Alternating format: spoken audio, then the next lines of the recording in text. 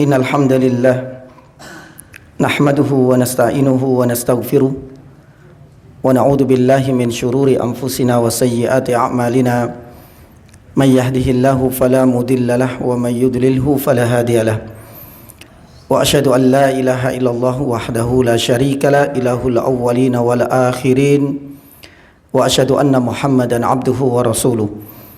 Allahumma salli wa sallim wa barik ala Muhammad wa ala alihi wa ashabihi wa man ihtadaw bihudahu ila yaumiddin, amma ba'd. Allahumma inna nas'aluka khaira ma fi hadhihi laila wa khaira ma ba'daha wa na'udzu bika min syarri ma fi hadhihi lailah wa syarri ma ba'daha. Allahumma taqabbal minna siyamana wa qiyamana wa ruku'ana wa sujudana wa tilawatana wa sadaqatana wa salih a'malina. Jamaah dirahmati Allah, alhamdulillah. Malam hari ini insyaallah kita akan melanjutkan bagian yang terakhir dari penjelasan hadis yang pertama, hadis Jibril, dan masih di bab muraqabatullah, merasa selalu diawasi oleh Allah Subhanahu wa taala. Hadis ini cukup panjang dan termasuk hadis yang paling banyak dibahas oleh para ulama karena mencakup pokok-pokok dasar agama Islam. Sebagaimana pada pekan yang lalu kita sampaikan bahwasanya hadis Jibril disebut sebagai ummahatul hadis atau ummul hadis. Induk dari semua hadis ada di dalam hadis Jibril ini. Karena di dalam hadis ini mencakup 3 tingkatan agama. Yang pertama adalah tentang rukun iman, rukun Islam, kemudian rukun iman, baru kemudian tentang ihsan. Nah, hari ini dan malam hari ini insyaallah kita akan melanjutkan tentang 2 rukun ihsan. Kemudian kita akan membahas melihat Allah Subhanahu wa taala atau melihat wajah Allah. Kemudian nanti kita akan sampaikan faedah yang lain mengenai tanda-tanda hari kiamat karena disebutkan oleh Rasulullah di dalam hadis ini meskipun tidak secara mendetail. Dan yang terakhir, hadis Jibril ini menjadi petunjuk bahwa Rasul sallallahu alaihi wasallam adalah utusan dari Allah Subhanahu wa taala. Taib jamaah dirahmati Allah Subhanahu wa taala. Yang pertama kita melanjutkan tentang ihsan karena sebelumnya sudah kita jelaskan dan sudah kita sebutkan semua pelajaran dan hikmah yang bisa kita petik dari hadis Jibril ini. Terkait ihsan ini para ulama sepakat ada 2 tingkatan. Tingkatan yang pertama disebut dengan musyahadatullah. Melihat Allah Subhanahu wa taala. Sedangkan tingkatan yang lebih rendah itu disebut dengan muraqabatullah. Malah merasa selalu diawasi oleh Allah Subhanahu wa taala. 2 rukun ini ada di dalam jawaban Rasulullah ketika ditanya oleh malaikat Jibril, "Mal ihsan?" Apa itu ihsan wahai Muhammad? Nabi sallallahu alaihi wasallam menjawab, "Anta budallah ka'annaka tarahu." Engkau beribadah kepada Allah Subhanahu wa taala. Entah ibadah itu termasuk bagian dari ucapan dan perkataan kita atau mungkin yang terlintas di dalam hati kita, ataupun mungkin barangkali ibadah itu dalam bentuk anggota badan kita. Yang penting di saat kita beribadah, ka'annaka tarahu, seakan-akan engkau melihat Allah Subhanahu wa taala. Maka ini menjadi rukun yang pertama, para ulama menyebutnya dengan musyahadah. Bukan mukasyafah. Nanti kita akan sebutkan karena mukasyafah itu biasanya identik dengan orang-orang sufi ekstrim, di mana mereka punya metodologi khusus bagaimana bisa menyingkap Allah Subhanahu wa taala. Nanti kita akan sampaikan. Adapun para ulama salaf mengatakan bahwasanya tingkatan di dalam ihsan yang pertama itu adalah musyahadatullah. Musyahadah itu melihat Allah Subhanahu wa taala. Lah, untuk melihat Allah Subhanahu wa taala ini nanti kita akan jelaskan lebih rinci biidznillah taala. Kemudian tingkatan yang kedua, para ulama menyebutkannya dengan muraqabatullah, dan itu ada di rukun yang kedua. Fa illam takun tarahu fa innahu yarak. Seandainya engkau merasa tidak mampu untuk melihat Allah Subhanahu wa taala, maka yakinlah, percayalah, Allah Subhanahu wa taala tidak akan luput pengawasannya dari semua gerak-gerik dan aktivitas kita. Maka tingkatan yang kedua ini para ulama mengatakan lebih rendah. Karena kondisi ini bisa dipicu oleh berbagai faktor. Salah satunya itu adalah kemaksiatan kita. Di saat keimanan kita, ketaatan kita itu naik pesat, insya Allah hal ini akan membantu kita bisa beribadah seakan-akan melihat Allah. Tapi di saat kondisi kita masih berlumuran dengan dosa kemaksiatan, keimanan kita merosot, lah ini biasanya agak berat. Dan kalau memang kondisi seperti itu yang kita rasakan, merasa kita bisa berbuat ihsan itu masih ada kesempatan, meskipun tingkatannya adalah muraqabatullah. Fa illam takun tarahu, kata Nabi, seandainya engkau tidak mampu melihat Allah Subhanahu wa taala, maka yakinlah Allah Subhanahu wa taala selalu mengawasi dan selalu memperhatikan gerak-gerik yakni kita, dan ini yang kita sebut dengan muraqabatullah. Jamaah dirahmati Allah Subhanahu wa taala, muraqabah inilah yang dulu kita sampaikan mengenai jenisnya, maknanya, dan karena muraqabatullah di rukun yang kedua inilah yang menjadi alasan Imam Nawawi rahimahullah taala mencantumkan hadis ini di bawah bab besar, bab yang keempat, yaitu muraqabatullah. Sedikit ya, pernah juga saya sampaikan dalam beberapa tempat pun demikian, di dalam khutbah yakni juga Jumat. Muraqabatullah ini adalah salah satu di antara sifat dan karakter serta menjadi sunnahnya para ulama-ulama dan orang-orang soleh terdahulu, dan saat ini sudah mulai hilang dan mulai punah. Padahal para ulama mengatakan bahwasanya muraqabatullah ini adalah benteng terakhir agar bisa tetap menjaga kita di atas trek ketaatan, dan menjadi benteng dan perisai terakhir agar kita bisa dijauhkan dari segala bentuk dari kemaksiatan. Maka oleh karenanya Imam Al-Junaid rahimahullahu taala ketika ditanya ya terkait apa sih hikmah dari disunahkannya, dianjurkannya, bahkan diwajibkannya kita untuk ghadul basar, menundukkan pandangan dari hal-hal yang bisa menimbulkan syahwat atau kemaksiatan. Al-Junaid rahimahullah taala mengatakan apa? Lah di sini beliau ingin mengajarkan kepada kita hakikat dari apa? Muraqabatullah. Kita dianjurkan bahkan diwajibkan untuk ghadul basar dari hal-hal yang bisa merangsang syahwat atau mungkin barangkali melihat sesuatu yang seharusnya tidak boleh kita saksikan. Kata Imam Al-Junaid, supaya engkau merasa yakin, beriman, dan meyakini bahwa penglihatan Allah Subhanahu wa taala lebih cepat, asbaq min nadhrika ilaihi, daripada sekedar lirikanmu kepada kemaksiatan. Maka itu menunjukkan bahwasanya kita selalu diawasi oleh Allah Subhanahu wa taala. Bahkan sekedar kita ingin melirik, maka pandangan pengawasan Allah Subhanahu wa taala lebih cepat, kata Imam Al-Junaid, daripada keinginanmu untuk melirik kepada sebuah kemaksiatan. Maka disitulah jamaah dirahmati Allah, hikmah di mana kita dianjurkan bahkan diwajibkan untuk selalu menjaga pandangan dan ghaddul basar, menundukkan pandangan dari perkara-perkara yang diharamkan oleh Allah Subhanahu wa taala. Bahkan muraqabatullah ini salah satu di antara sifat yang harus kita tanamkan sedini mungkin, entah kepada istri kita, yang sebelumnya kepada diri kita dan anak-anak kita, termasuk santri-santri kita.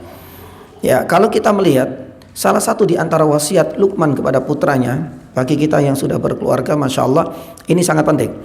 Kalau kita bongkar apa saja sih wasiat Luqman di dalam surat Luqman itu, nanti kita akan lihat mulai dari ayat yang ke-12 surat Luqman sampai ayat yang ke-19, 12 sampai 19, itu semua akan bercerita tentang Luqman ketika Allah Subhanahu wa taala memberikan hikmah kepadanya dan menunjukkan begitu banyak wasiat dan nasihat yang ditujukan kepada putranya.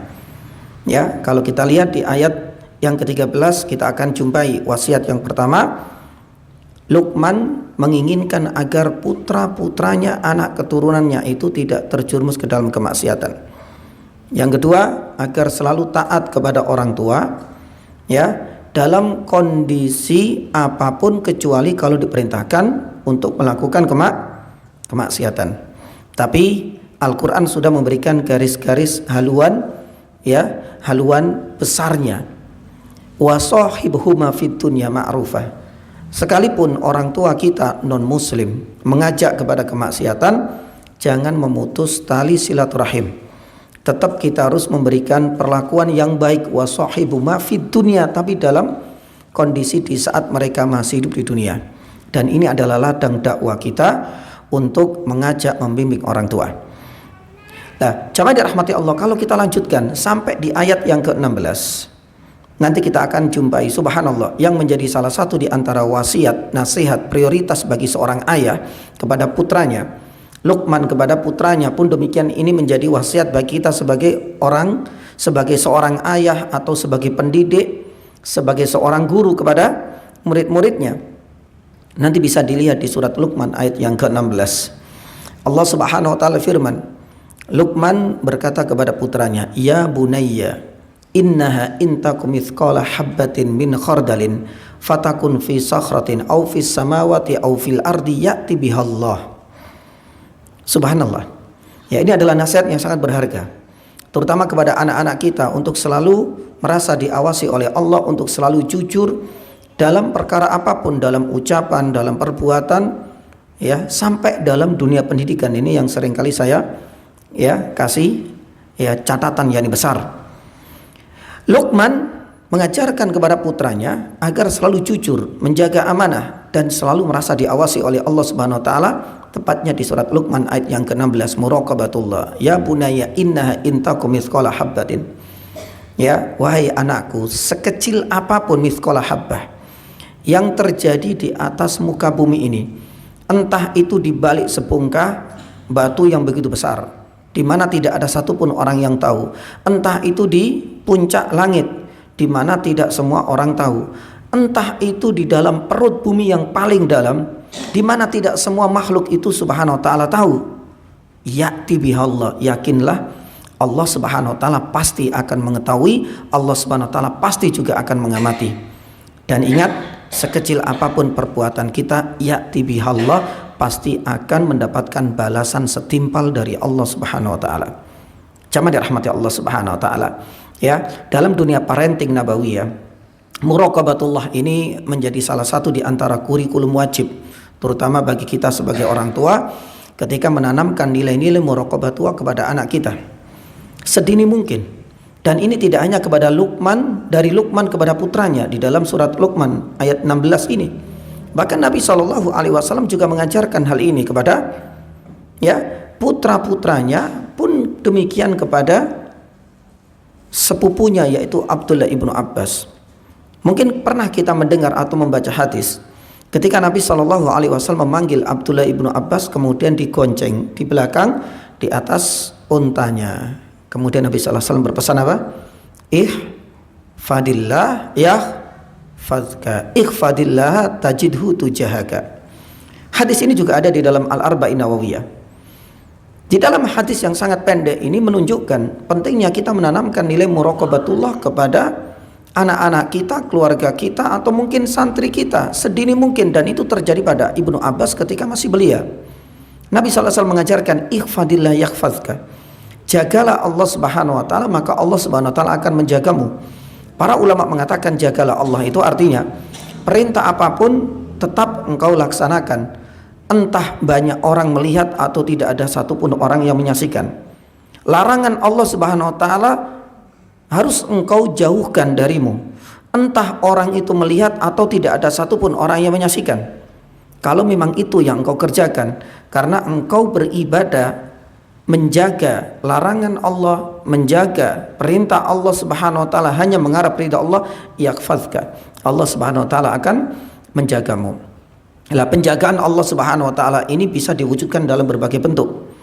Kalau seandainya kita benar-benar merasa diawasi oleh Allah, dan ini adalah benteng terakhir, merasa diawasi oleh Allah subhanahu wa ta'ala, dampak dan pengaruhnya sangat besar, menjadikan kita akan selalu menjaga ketaatan kepada Allah dan tidak ingin mengharap validasi pujian dari manusia, karena Allah subhanahu wa ta'ala akan selalu menyaksikan. Ya, termasuk kemarin di saat kita menyembelih kurban, misalnya, masya Allah, menyembelih kurban pun demikian, nggak perlu kemudian kita ekspos kemana-mana. Ya, ini adalah bagian dari ibadah yang kita persembahkan untuk Allah. Allah berfirman, la yanalallaha luhumuha wala dima'uha walakin yanalhu taqwa minkum. Maka pun demikian dengan ibadah-ibadah apapun. Maka oleh karenanya jamaah yang dirahmati Allah Subhanahu wa taala, ini adalah hal yang sangat penting yakni sekali. Rasulullah SAW mengajarkan kepada Abdullah ibn Abbas. Beliau adalah sepupu dari Nabi sallallahu alaihi wasallam, dan Abdullah ibn Abbas itu saat itu masih belia, masih kecil. Tapi sudah ditanamkan, dan ini menjadi kurikulum wajib, dan itu ya terwariskan dari generasi ke generasi selanjutnya. Tidak hanya di kalangan para sahabat yang langsung dididik oleh Nabi sallallahu alaihi wasallam, tapi ini juga terwariskan, kurikulum seperti ini diterapkan pada generasi tabi'in dan tabi'in. Maka oleh karenanya jemaah rahmati Allah, muraqabatullah ini adalah satu sifat yang mulia ya, dan itu yang menjadi alasan kenapa Nabi Shallallahu alaihi wasallam mengajarkan kepada kita ihsan itu ada 2 rukun. Seandainya pertama kita nggak mampu untuk mencapainya, jangan sampai terlewatkan kedudukan yang kedua. Seandainya musyahadatullah itu tidak mampu, maka jangan sampai kemudian terlalui tingkatan yang kedua, merasa diawasi oleh Allah yang kita kenal dengan muraqabatullah. Dan ini marilah kita tanamkan sedini mungkin kepada anak-anak kita, karena membantu mereka di kemudian hari kelak agar selalu jujur, menjaga amanah, bertanggung jawab, beribadah tanpa pamrih, dan tidak selalu mengharap validasi atau pujian dari manusia. Dan itu benteng awalnya itu adalah merasa selalu diawasi oleh Allah Subhanahu wa taala. Baik, jamaah dirahmati Allah, ini adalah tingkatan ihsan. Adapun faedah yang berikutnya yang akan kita bahas itu adalah melihat Allah atau melihat wajah Allah. Dan ini ada beberapa poin yang ingin kita sampaikan. Sebenarnya tema ini pernah saya sampaikan di beberapa tempat, salah satu di Masjid Abdillah ya. Nah, melihat Allah atau melihat wajah Allah Subhanahu wa taala ini ada beberapa poin. Yang pertama, apakah Allah Subhanahu wa taala memiliki wajah ya nih jemaah? Ya, para ulama ahlus sunnah sepakat bahwasanya Allah Subhanahu wa taala memiliki wajah. Dan wajah Allah Subhanahu wa taala sempurna. Allah Subhanahu wa taala memiliki wajah secara hakikat, akan tetapi tidak sama dan tidak sepadan seperti wajah makhluk. Ya, karena buktinya sangat banyak. Di dalam Al-Qur'an banyak sekali kita jumpai. Misalnya di dalam akhir surat Al-Lail ayat yang ke-20. Illa batigha'a wajhi rabbihil a'la, wajah Allah. Pun demikian di dalam surat Ar-Rahman ayat 20, wa yabqa wajhu rabbika dzul jalali wal ikram. Ya, di sini juga menyebut yakni wajah. Bahkan yang jamaah dirahmati Allah, tidak hanya di dalam Al-Qur'an dan masih banyak lagi. Di dalam hadis, dalam Sahih Bukhari itu ada sekitar 26 hadis yang membahas tentang wajah Allah. Pun demikian di dalam Sahih Muslim itu ada sekitar 7 hadis. Dari Al-Quran itu menjadi dalil untuk kita. Di dalam hadis baru di 2 kitab saja, Sahih Bukhari, Sahih Muslim cukup banyak, apalagi dengan referensi dan kitab hadis yang lain. Dan ini juga disepakati oleh para ulama yang kita kenal dengan ijma. Maka berarti inilah keyakinan Ahlussunnah bahwasanya Allah Subhanahu wa taala memiliki wajah. Wajah Allah Subhanahu wa taala sempurna. Wajah Allah Subhanahu wa taala itu sesuai dengan hakikatnya dan tidak sama dengan wajah ciptaan atau makhluknya.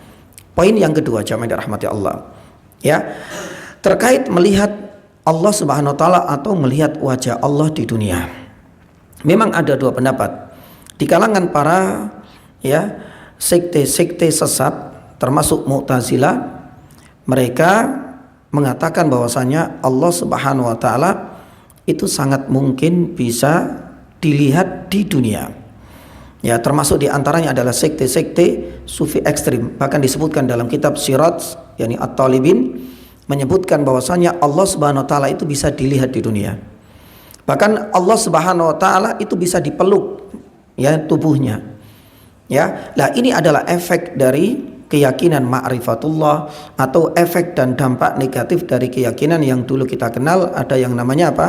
Wahdatul yakni wujud, manunggaling kawula yakni Gusti. Tidak hanya wajah, bahkan disebutkan dalam Sirat At-Talibin, kitab orang-orang sufi ekstrem ini mengatakan bahwasanya Allah Subhanahu wa taala bisa dipeluk. Allah Subhanahu wa taala juga akan bisa menyatu dengan jasad manusia atau hambanya yang kita kenal dengan wahdatul wujud ini. Maka oleh karena jamaah rahmati Allah, pemikiran dan pemahaman yakni seperti tidak tepat. Ya, bahkan ini bertentangan dengan ijma'nya para ulama. Ahlus-sunnah mengatakan bahwasanya kalau seandainya berkaitan dengan melihat Allah Subhanahu wa taala di dunia, maka para Ahlus-sunnah mengatakan itu mustahil dan tidak akan mungkin bisa terjadi. Ya, dan ini adalah pendapat yang paling tepat. Ya, Allah Subhanahu wa taala memiliki wajah, ya. Yang kedua, Allah Subhanahu wa taala bisa dilihat di dunia. Ada dua pendapat, tapi pendapat yang sahih, Allah Subhanahu wa taala tidak bisa dilihat di dunia. Apa saja yang dalilnya? Yang pertama, jamaah dirahmati Allah, hadis yang disebutkan oleh Nabi sallallahu alaihi wasallam dan dicantumkan oleh Imam Muslim di dalam sahihnya. Ya, ketika Rasul sallallahu alaihi wasallam itu bercerita tentang karakter dan sifat Dajjal, di akhir Nabi sallallahu alaihi wasallam mengatakan apa? Ya, karena salah satu di antara sifat Dajjal itu, Dajjal apa? Matanya apa? Yani buta atau satu. Ya, kemudian Nabi sallallahu alaihi wasallam mengatakan sedangkan Allah Subhanahu wa taala sempurna wajahnya. Ya, baru kemudian Allah Subhanahu wa taala, Nabi sallallahu alaihi wasallam mengatakan, yani innakum lan tara rabbakum hatta tamutu. Selama engkau di dunia ini, engkau tak akan sanggup bisa melihat Allah Subhanahu wa taala sampai engkau meninggal. Itu menjadi petunjuk bahwasanya selama kita hidup di dunia ini, kita nggak akan mungkin bisa melihat Allah Subhanahu wa taala. Meskipun Allah punya wajah di dunia, nggak mungkin. Itu dengan apa? Dengan mata telanjang kita, dengan mata fisik yang kita, dengan mata kepala kita, itu nggak mungkin. Dan ini juga diperkuat ya oleh kisah Isra Mi'raj. Nabi sallallahu alaihi wasallam ketika Isra Mi'raj, yani pun ini adalah dalil yang kedua. Rasul sallallahu alaihi wasallam ditanya oleh Abi Dzar Al-Ghifari radhiyallahu taala anhu, "Ya Rasulullah, ketika engkau berada di langit yang ketujuh, bertemu dan berkomunikasi dengan Rabbmu, hal ra'aita rabbak? Apakah engkau bisa melihat langsung dengan mata kepalamu Allah Subhanahu wa taala?" Meskipun kita yakin Allah punya wajah, Nabi sallallahu alaihi wasallam menjawab, "Nurun anna arahu." Yani ada cahaya yang menjadi penghalang antara diriku bisa langsung melihat Allah Subhanahu wa taala, meskipun komunikasi masih mungkin dan itu terjadi interaksi antara Allah Subhanahu wa taala dengan Rasul sallallahu alaihi wasallam. Buktinya apa? Nabi sallallahu alaihi wasallam mendapatkan syariat, dan ini satu-satunya syariat kata para ulama yang tidak melewati perantara malaikat Jibril dalam peristiwa Isra Mi'raj. Syariat apa? Yani salat. Nah, itu terjadi komunikasi, tapi Rasul mengatakan nurun anna arahu, ada cahaya yang sangat-sangat terang yang itu menghalangi antara diriku dengan Allah Subhanahu wa taala. Ya, yang ketiga dalilnya, Nabi Shallallahu alaihi wasallam pernah bersabda, ya, bahwasanya ketidakmampuan manusia selama hidup di dunia ini itu sudah dinaskan oleh Rasulullah. Di dalam sebuah hadis Nabi Shallallahu alaihi wasallam, hijabuhu nurun. Jadi penghalang antara kita makhluk dengan Allah Subhanahu wa taala selama di dunia adalah nur. Bahkan seandainya nur ini dihilangkan, disingkap oleh Allah Subhanahu wa taala, la ahraqat subuhatu wajhi kulla syai'in adrakahul basar. Kata Nabi sallallahu alaihi wasallam, seandainya penghalang nur yang dulu menghalangi Nabi sallallahu alaihi wasallam melihat Allah Subhanahu wa taala dalam peristiwa Isra Mi'raj ini disingkap, dihilangkan, pasti ya pandangan kita ini akan apa? Akan terbakar sebelum sempat kita bisa melihat Allah Subhanahu wa taala. Seperti apa gambarannya? Gambaran seperti ini meskipun tidak bisa dikiaskan atau disamakan 100%, layaknya ketidakmampuan mata kita melihat apa? Matahari. Ya, meskipun itu tidak bisa disamakan dengan melihat Allah Subhanahu wa taala. Tapi apa? Karena sinarnya begitu kuat. Kata Nabi sallallahu alaihi wasallam, la ahraqat, ya pasti kelopak mata dan semuanya akan terbakar di dunia ini seandainya ya cahaya dan nur itu disingkap atau dihilangkan. Ini adalah dalil yang ketiga. Selama di dunia nggak mungkin. Dalil yang keempat, yakni jamaah dirahmati Allah Subhanahu wa taala, itu adalah surat Al-A'raf ayat 143, kisah Nabi Musa alaihissalam ketika mendapatkan wahyu di atas Jabal apa? Jabal Tur. Apa keinginan dari Nabi Musa alaihissalam? Qala Rabbi arini andur ilaik. Ya Rabb, tunjukkan kepadaku wajahmu agar aku bisa melihatmu. Tapi apa jawaban Allah Subhanahu wa taala? Qala lan tarani, engkau enggak akan sanggup wahai Musa. Makanya ini adalah kalimat yang sangat bagus. Bahkan di dalam terjemahan mushaf cetakan Indonesia, itu juga ditulis engkau nggak sanggup. Karena memang ini sejalan dengan sabda Nabi SAW tadi. Kita nggak akan, bukan berarti kemudian nggak mungkin, tapi nggak sanggup di dunia ini. Ini selama di dunia. Dan ini adalah keyakinan ahlu sunnah wal jamaah. Maka oleh karena itu jamaah dirahmati Allah Subhanahu wa taala, inilah di antara beberapa dalil yang dijadikan sebagai hujah oleh para ulama bahwa sekalipun Allah SWT memiliki wajah, tapi melihat wajah Allah dengan mata kepala di dunia, ya, itu sesuatu yang tidak mungkin karena ketidaksanggupan kita. Poin yang ketiga tidak kalah pentingnya. Adapun melihat Allah Subhanahu wa taala dengan mata hati sangat mungkin. Nah, ini adalah ya kaidah yang ketiga. Di dalam sebuah hadis Nabi SAW dari Abdullah ibnu Abbas radhiyallahu taala anhuma, ya, bercerita Nabi SAW melihat Rabbnya itu dengan mata hati. Dan inilah yang disepakati oleh para ulama. Imam Nawawi rahimahullah juga menjelaskan itu sangat mungkin karena itu yang terjadi. Namun apa arti dari melihat Allah Subhanahu wa taala dengan mata hati? Para ulama menjelaskan bahwasanya dengan mata hati itu artinya, ya, dengan meyakini dengan hati kita, meyakini dengan hati kita akan keagungan ciptaan Allah Subhanahu wa taala. Meyakini dengan hati kita bahwasanya Allah Subhanahu wa taala memiliki, ya, kemampuan, kekuatan dan memiliki asmaul husna dan sifat-sifatnya yang mulia. Seperti itulah kita beribadah kepada Allah seakan-akan melihat apa? Melihat Allah Subhanahu wa taala. Musyahadah itu bukan dengan mata kepala. Karena itu enggak mungkin sebagaimana yang tadi kita sampaikan dalil-dalilnya. Tapi adapun poin yang ketiga, seandainya dengan mata hati itu sangat mungkin karena didukung oleh hadis. Dan Nabi SAW pernah bersabda, dan itu juga disepakati oleh para ulama sebagaimana yang sudah dijelaskan oleh Imam Nawawi. Tapi bagaimana kita mempraktekkan? Di saat kita beribadah kepada Allah Subhanahu wa taala, satu contoh misalnya salat, ini gambaran kecil.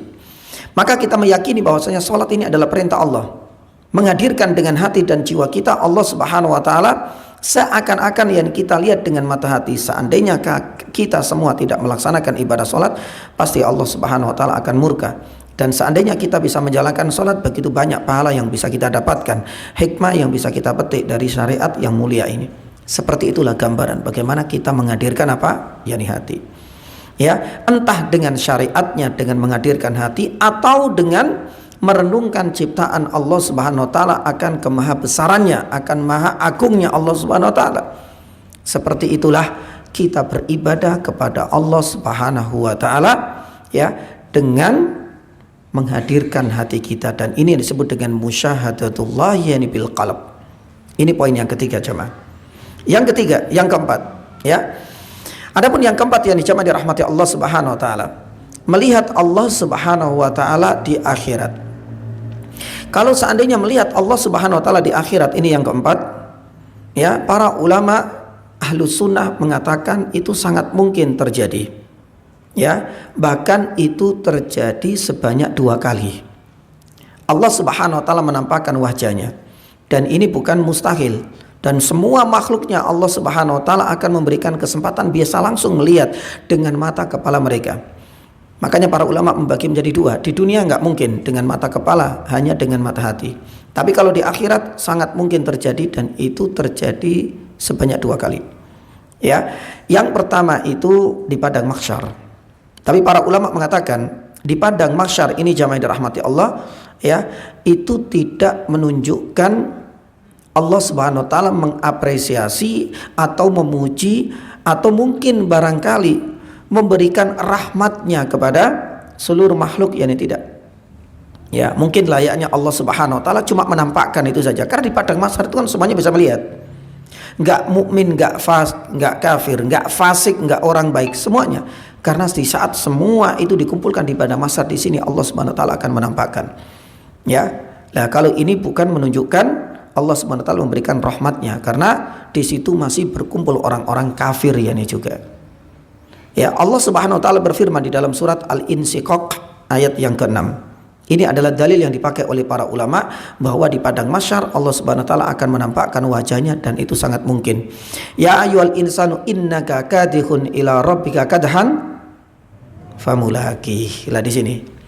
Ya, famulaqih, engkau akan bertemu dengan Allah Subhanahu wa taala di padang mahsyar. Itulah sebagai dalil Al-Insyiqaq ayat yang keempat yang menunjukkan seluruh manusia ketika dikumpulkan di padang mahsyar itu akan melihat Allah Subhanahu wa taala. Ini kesempatan di akhirat yang pertama. Ya, dan itu ditujukan kepada seluruh makhluknya. Adapun kesempatan yang kedua, ya, itu hanya ditujukan kepada penduduk surga. Ya, hanya ditujukan untuk penduduk surga saja. Dan ini bedanya. Kalau seandainya untuk penduduk surga ini sebagai bentuk apa? Mengapresiasi. Ini sebagai bentuk rahmat dan nikmat Allah Subhanahu wa taala yang paling agung. Makanya para ulama salaf, termasuk diantaranya adalah Imam Ahmad bin Hanbal rahimahullah mengatakan, tidak ada kenikmatan terbesar seseorang ketika dimasukkan surga melebihi kenikmatan ketika mereka melihat siapa? Wajah Allah Subhanahu wa taala. Di surga begitu banyak kenikmatan dan semuanya sifatnya kekal dan abadi. Ya, hurul in ini selamanya. Ya, ini abadi. Nggak ada yang namanya masa tenggang nanti keriput misalnya. Nggak ada sudah. Ini kehidupan yang abadi. Pun demikian dengan hurul in, bidadari akan selalu menemani kita. Ya, dan usianya tidak akan semakin tua. Subhanallah, ini adalah kehidupan yang abadi. Semua kenikmatan yang kita inginkan langsung dikabulkan oleh Allah Subhanahu wa taala. Akan tetapi para ulama mengatakan, bila dibandingkan dari semua kenikmatan yang akan dirasakan, yang akan dinikmati oleh penduduk surga, tidak mampu melebihi kenikmatan di saat Allah Subhanahu wa taala menampakkan wajahnya sebagai bentuk ingin memberikan rahmatnya kepada hanya penduduk surga. Dan ini disebutkan di dalam sebuah hadis. Dalam sebuah hadis Nabi SAW bercerita ketika semua penduduk surga sudah masuk surga, ya. Kemudian Allah Subhanahu wa taala bertanya kepada penduduk surga. Ya, mungkin bahasa kita ada yang kurang enggak? Semua penduduk surga Masya Allah sudah semuanya full, ya, pelayanannya full, ya, kenikmatannya Masya Allah luar biasa, enggak ada kekurangan sama sekali. Saat itulah kemudian Allah SWT menyingkap dan semua penduduk surga bisa melihatnya. Para ulama mengatakan hal ini tidak berlaku untuk penduduk neraka, mereka enggak bisa.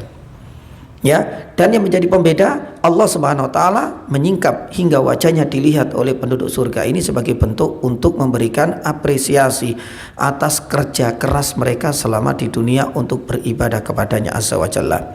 Lah, terkait hal ini jamaah dirahmati Allah Subhanahu wa taala, banyak dalil yang mendukung, ya, bahwasanya Allah Subhanahu wa taala itu di akhirat terutama di surga akan mampu bisa kita lihat. Salah satunya di dalam surat Al-Qiyamah ayat 22 sampai ayat 23. Allah berfirman, wujuhu yaumaidin nadhirah ila rabbiha nadhirah. Para ulama sepakat bahwasanya dua ayat ini adalah membahas tentang bagaimana Allah Subhanahu wa taala nanti akan bisa dilihat di akhirat. Sebagaimana juga di dalam surat Yunus ayat 26. Kalau kita baca, Allah Subhanahu wa taala berfirman, lilladina ahsanu alhusna wa ziyadah. Ya, coba kita lihat, orang-orang yang berbuat baik ihsan itu akan dua dapat balasan. Yang pertama adalah husna, para ulama mengatakan itu adalah surga, dan yang kedua dapat tambahan ziyadah. Abdullah ibnu Abbas radhiyallahu taala anhu menafsirkan bahwa ziyadah di sini itu artinya apa? Artinya ru'yatullah, melihat Allah Subhanahu wa taala. Nah, inilah di antara beberapa dalil yang mendukung bahwasanya kenikmatan terbesar bagi penduduk jannah itu adalah ketika melihat wajah Allah Subhanahu wa taala, dan ini juga keyakinan dan pemahaman Ahlus Sunnah. Bagaimana dengan penduduk neraka? Kalau seandainya tadi yang pertama di padang mahsyar semuanya bisa melihat, tapi untuk yang kedua kalinya penduduk surga saja yang hanya diberikan untuk bisa langsung melihat wajah Allah, tapi untuk penduduk neraka mereka terhalangi.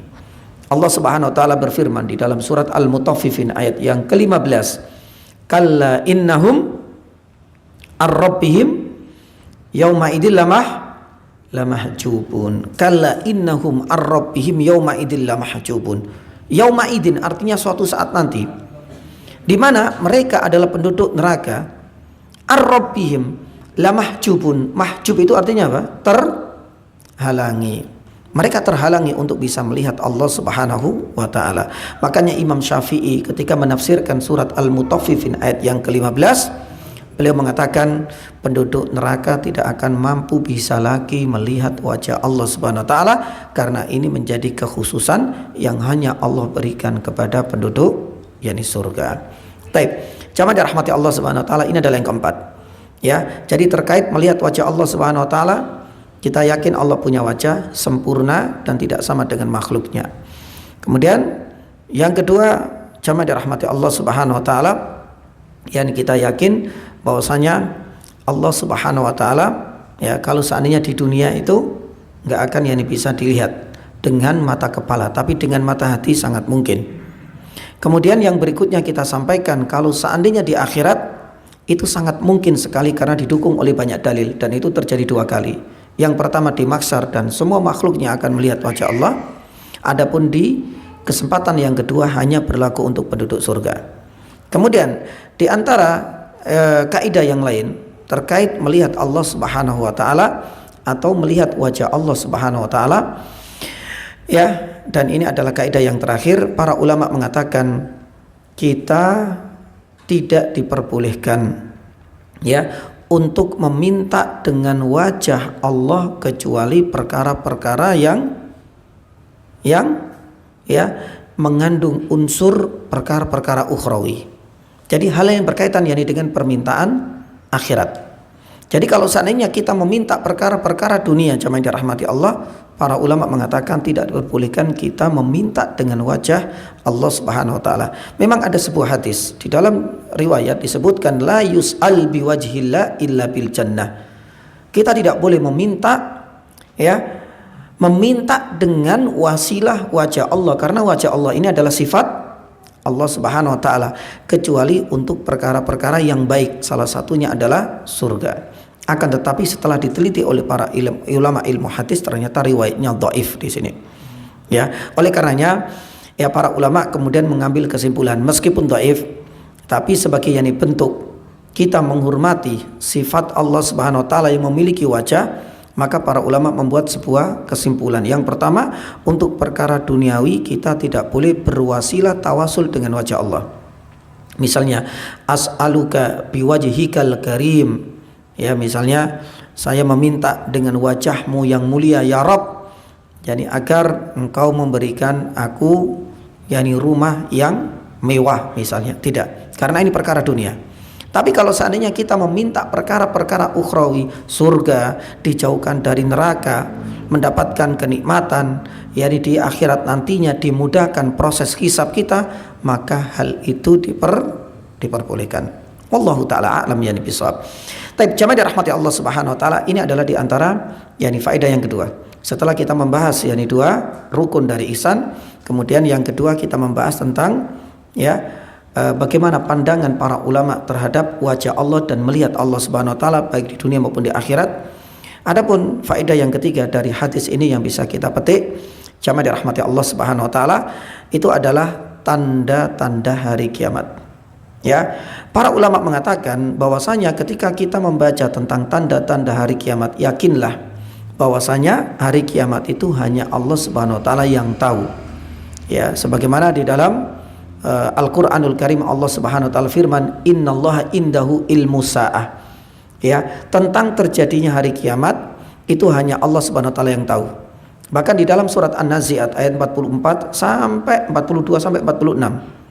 Yas'alunaka anis sa'ati ayyana mursaha ila rabbika ya fima anta min dzikraha. Kemudian ayat yang ke-44 apa? Ila rabbika muntahaha. Para ulama mengatakan ila rabbika muntahaha, ayat 44 surat An-Nazi'at menunjukkan bahwasanya perkara tentang terjadinya hari kiamat itu hanya Allah Subhanahu wa taala yang tahu. Makanya ketika Rasul ditanya malaikat Jibril, mata sa'ah, kapan terjadinya hari kiamat, Rasul sallallahu alaihi wasallam tidak menjawab ya kecuali mal mas'ulu an nabi alama minasail. Tapi meski demikian, paling tidak ada 3 bocoran. Meskipun ilmu tentang hari kiamat itu hanya Allah Subhanahu wa taala yang tahu, tapi paling tidak ada 3 bocoran. Bocoran yang pertama, bahwasanya hari kiamat itu sudah apa? Dekat. Ya, surat Al-Qamar ayat yang pertama, iqtarabatis saah. Ya, berarti hari kiamat itu sudah dekat. Apalagi kita sudah berada di penghujung di akhir zaman.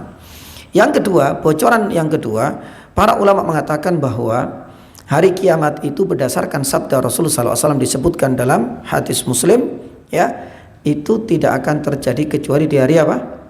Di hari Jumat. Ini adalah bocoran yang kedua. Selain hari kiamat sudah dekat, yang kedua terjadi di hari kiamat, di hari Jumat. Rasulullah SAW pernah bersabda, ya, afdalu yaumin tala'at alaihi syamsu yaumul jum'ah. Hari yang terbaik di mana matahari itu terbit itu ada di hari Jumat. Bahkan Rasulullah SAW menyebutkan banyak hal, termasuk hari Jumat itu adalah khuliqa, diciptakannya Nabi siapa? Nabi Adam. Ya, kemudian apa? Udkhilal jannah, manusia akan dimasukkan ke surga. Wa ukhrija minan nar, manusia akan dikeluarkan dari neraka. Dan baru yang terakhir, wala taqumu sa'a illa fi yaumil jum'ah. Dan hari kiamat tidak akan mungkin terjadi kecuali dari Jumat. Akan tetapi Jumat di tahun keberapa, bulan apa, pekan yang keberapa, hanya Allah Subhanahu wa taala yang tahu. Adapun yang ketiga bocorannya, Nabi SAW dengan sabda-sabdanya menyebutkan tanda-tandanya. Ya, untuk hari hanya Allah Subhanahu wa taala yang tahu. Bocorannya itu ada 3, yang pasti dekat, yang kedua hari Jumat tapi tidak ditentukan kapan, dan yang ketiga adalah tanda-tandanya. Lah, tanda-tanda hari kiamat ini sangat banyak. Nabi SAW dalam hadis Jibril ini hanya menyebutkan 2 saja. Ya, yang pertama ketika budak melahirkan tuannya, kita akan sampaikan setelah adzan seperti apa penafsirannya. Dan yang kedua ketika para pengembala kambing, orang fakir miskin, orang badui berlomba-lomba di dalam membangun, ya, bangunan pencakar yakni langit. Seperti apa? Yani gambarannya nanti kita akan sampaikan setelah yani adzan, sembari nanti kita akan sampaikan faedah yang paling akhir biidznillah taala. Tafadhal. Alhamdulillahilladzi hadana li hada wa ma kunna linahtadiya laula an hadana Allah, wa asyhadu an la ilaha illallah wa asyhadu anna Muhammadan abduhu wa rasuluh. Jamaah dirahmati Allah, setelah kita menjelaskan 2 rukun muraqabatullah, pun demikian hikmah ya dari muraqabatullah dalam kehidupan kita sehari-hari. Kemudian 2 rukun ihsan ya. Kemudian yang berikutnya kita membahas tentang melihat wajah Allah atau melihat Allah Subhanahu wa taala. Dan yang ketiga ya, itu adalah tentang tanda-tanda hari kiamat. Para ulama mengatakan bahwasanya hari H, terjadinya hari kiamat itu adalah hak khusus dan prerogatif bagi Allah Subhanahu wa taala. Tapi secara umum ada 3 bocoran dari Nabi sallallahu alaihi wasallam dan dari Al-Qur'an. Yang pertama, dekatnya hari kiamat sebagaimana di dalam surat Al-Qamar ayat yang pertama. Yang kedua, hari kiamat akan terjadi pada hari Jumat tapi tidak tahu Jumat tahun keberapa, bulan keberapa, dan pekan keberapa. Itu hak prerogatif bagi Allah. Yang ketiga adalah tanda-tanda, dan ini adalah bocoran yang ketiga dari Nabi sallallahu alaihi wasallam, supaya kita bisa mempersiapkan sedini mungkin ya, karena tanda-tanda hari kiamat ini secara umum ada 3. Tanda yang sudah berlalu, saya jelaskan hal ini dalam kajian Sabtu pagi ya. Tanda yang sudah berlalu ini cukup banyak. Termasuk diantaranya jamaah dirahmati Allah itu adalah wafatnya, diutusnya Rasulullah dan wafatnya Nabi sallallahu alaihi wasallam. Ini adalah tanda yang sudah berlalu. Ya, dan diantara tanda yang sudah berlalu dan tetap akan terjadi sampai kapanpun, itu salah satunya ada di dalam hadis Jibril. Antaridal al-amatu rabbataha. Ya, ketika budak melahirkan siapa? Majikannya, tuannya. Nah, di sini para ulama mengatakan ini termasuk tanda hari kiamat. Apakah ini tanda hari kiamat yang sudah berlalu atau sedang terjadi atau baru akan terjadi di akhir zaman? Ini sebenarnya sudah terjadi sejak zaman dahulu kala. Karena memang budak yang melahirkan tuannya ini ada 2 penafsiran di kalangan para ulama. Ya, penafsiran yang pertama ini adalah makna secara majazi, secara kiasan.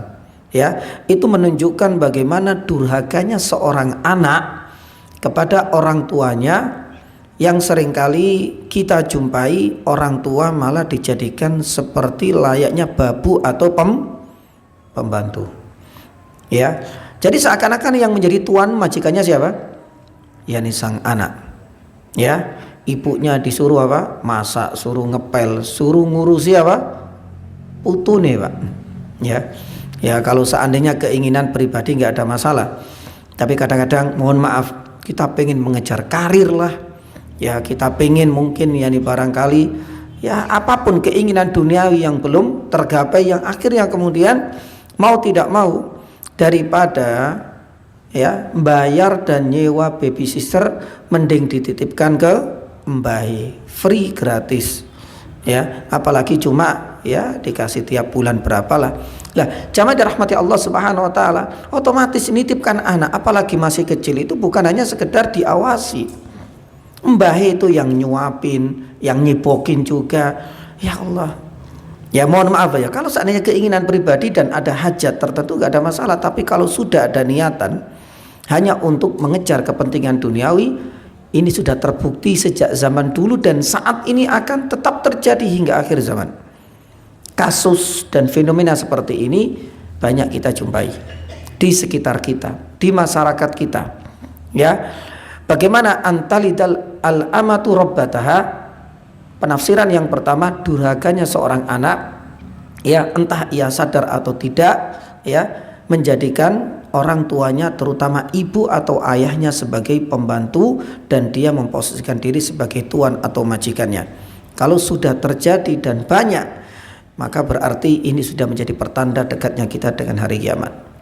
Taib. Makna yang kedua, jamaah dirahmati Allah Subhanahu wa taala, para ulama mengatakan makna secara hakiki, ya bukan kiasan. Ya, di mana seorang budak itu benar-benar melahirkan tuannya, benar-benar. Bagaimana caranya? Ya, peperangan jihad itu tidak akan dihapuskan dalam syariat kita. Maka ketika dalam suatu saat nanti jihad itu terjadi, dan ini terjadi yani juga di beberapa tempat. Lah, efek dari jihad atau peperangan melawan musuh Allah Subhanahu wa taala, maka ketika kaum muslimin menang, wanita-wanita ini ya akan menjadi tawanan. Dan kalau dibagi, otomatis ia akan menjadi budaknya. Sedangkan orang yang dapat jatah tawanan perempuan dan menjadi budaknya, posisinya dia sebagai tuan. Dilanjutkan oleh para ulama, Imam Nawawi juga menjelaskan, maka tatkala si budak ini menjadi ya tawanannya atau menjadi budak perempuannya, kemudian ia diperbolehkan untuk menggaulinya atau menjimainya. Ya, dan ketika nanti si budak perempuan ini lahir, ya, maka para ulama status dari anak itu lebih tinggi daripada si ibunya. Kenapa demikian jamaah dirahmati Allah? Karena secara nasabnya ayahnya itu merdeka, ya, sedangkan ibunya apa? Ya ini budak, dan statusnya ini lebih tinggi daripada ibunya. Maka seakan-akan ya hadis inilah yang kemudian menjadi petunjuk bahwasanya seorang budak atau ibu melahirkan apa? Yani tuan atau majikannya, ya dikarenakan apa? Digauli oleh tuannya. Berbeda kalau seandainya antara budak dengan budak, itu beda. Nah ini kalau seandainya budak perempuan kemudian digauli oleh majikannya, kemudian lahir seorang anak, inilah yang kemudian mengangkat posisi serta derajat dari anak itu lebih tinggi daripada ibunya. Taib, jamaah dirahmati Allah Subhanahu wa taala, dan itu akan selamanya terjadi. Dan jihad itu selama tidak akan dihapus di dalam syariat kita, otomatis ada dua hukum yang akan terus menyertai. Yang pertama adalah tentang perbudakan, itu selalu ada karena ini ada kaitannya dengan tawanan. Dan yang kedua adalah ayat-ayat yang berkaitan dengan pembagian harta rampasan. Makanya surat Al-Anfal ini bukan termasuk ayat dan surat yang dimansuh, karena di situ ada tata cara pembagian harta rampasan, dan itu akan terus ya ini berlangsung sampai kapanpun, ya terutama nanti ketika terjadi jihad antara Nabi Isa ketika diturunkan menghadapi siapa? Menghadapi Yani Dajjal. Ini adalah peperangan dan ini termasuk Yani jihad. Ya, makanya jihad itu termasuk salah satu syariat yang tidak akan dihapus sampai nanti akhir zaman. Tapi jamaah dirahmati Allah, ini adalah diantara yani beberapa tanda. Ada tanda yang sudah berlalu, tanda yang sedang terjadi. Lah, tanda yang sedang terjadi Nabi sallallahu alaihi wasallam menyebutkan yatatawalna fil bunyan. ya, disebutkan mereka adalah para pengembala. Ya, akhirnya kemudian dibukakanlah pintu-pintu dunia, kemudian mereka berkompetisi mendirikan bangunan pencakar langit. Siapa bangunan yang dianggap paling tinggi? Lah, ini terjadi di zaman ini dan akan terus berlangsung sampai akhir zaman. Kalau seandainya kita melihat saat ini semua orang merasa bangga kalau seandainya mampu membangun bangunan paling tinggi. Ya, para ulama mengatakan meskipun disebutkan di sini Badui, tapi ini juga berlaku untuk seluruh kaum muslimin dan seluruh manusia. Ketika manusia saat ini bermegah-megahan untuk membangun bangunan yang paling tinggi, maka berarti itu sudah menjadi pertanda akhir zaman. Tapi para ulama mengatakan tidak semua orang yang membangun bangunan yang tinggi menjadi perbuatan tercela. Perbuatan tercela ini kalau seandainya membangun bangunan itu karena faktor sombong, atau karena ada unsur ingin berbangga-bangga, atau mungkin barangkali sia-siakan harta tanpa ada manfaatnya. Tapi kalau seandainya tujuannya membangun bangunan yang tinggi, tapi tujuannya untuk rusunawa, misalnya hotel-hotel berbintang 5 atau mungkin bintang 7 ada Pak? Enggak ada ya? Ya. Nah, itu seandainya di sekitar Ka'bah, di Masjidil Haram itu kan banyak bangunan tinggi. Tapi tujuannya adalah untuk memberikan fasilitas dan pelayanan bagi para tamu Allah Subhanahu wa taala, entah tujuan umroh ataupun tujuan haji. Dan alhamdulillah ini pelayanan kemarin dianggap sangat atau bisa dikatakan cukup sukses daripada tahun-tahun sebelumnya. Lah, ini juga bagian dari bentuk untuk memberikan pelayanan yang maksimal bagi para tamu Allah Subhanahu wa taala. Kalau seandainya seperti itu nggak ada masalah. Makanya Syekh bin Baz rahimahullah ketika ditanya tentang makna dari hadis ini, kalaulah tujuannya untuk mengejar dunia, untuk mendapatkan pujian atau berbangga-bangga, menunjukkan kesombongannya, itu pasti tercela. Tapi kalau tujuannya itu terpuji, maka hal itu tidak masuk dalam apa? Dalam ancaman di dalam hadis ini. Taib jamaah dirahmati Allah Subhanahu wa taala. Adapun tanda yang terjadi di akhir zaman sangat banyak. Ada sekitar 10 dan saya jelaskan di dalam kajian Sabtu pagi, mulai dari turunnya Dajjal sampai munculnya Nabi Isa, kemudian nanti ada Ya'juj Ma'juj, kemudian ada semacam apa? Dukhon, kemudian matahari terbit dari arah barat, kemudian ada semacam amblas. Kalau seandainya amblas dalam ilmu geologi itu cuma beberapa tempat saja saat ini terjadi. Kalau nanti di akhir zaman amblasnya itu merata, dan itu benar-benar pasti akan terjadi. Kalau memang demikian, itu berarti sudah mulai dekat sekali hancurnya alam semesta. Adapun yang terakhir jamaah dirahmati Allah yang bisa kita sampaikan, hadis Jibril ini menunjukkan tanda nubuahnya Rasul sallallahu alaihi wasallam. Kenapa demikian? Karena Nabi sallallahu alaihi wasallam itu adalah seorang utusan. Makanya ketika bercerita tentang apa? Manusia akan berbondong-bondong untuk membangun bangunan pencakar langit, apakah terjadi di zamannya Rasulullah? Tidak. Ini adalah prediksi masa depan. Dan ini menunjukkan apa yang disampaikan oleh Rasulullah itu adalah wahyu. Allah berfirman di dalam surat An-Najm ayat 3 dan ayat yang keempat, wa ma yantiqu anil hawa in huwa illa wahyu yuha. Padahal ini prediksi masa depan. Tapi Nabi SAW sudah menyebutkan 14 abad yang lalu. Padahal saat itu semua gurun pasir nggak ada bangunan setinggi apapun saat itu. Mungkin barangkali hanya benteng-benteng yang dibangun oleh orang Yahudi. Akan tetapi apa yang disampaikan oleh Rasulullah ini adalah bagian dari tanda nubuah Rasulullah SAW. Inilah diantara semua faedah yang bisa kita sampaikan pada kesempatan malam hari ini, dan semoga pada pertemuan selanjutnya kita akan masuk pada hadis yang kedua dan masih di bab yang sama, yaitu muraqabatullah.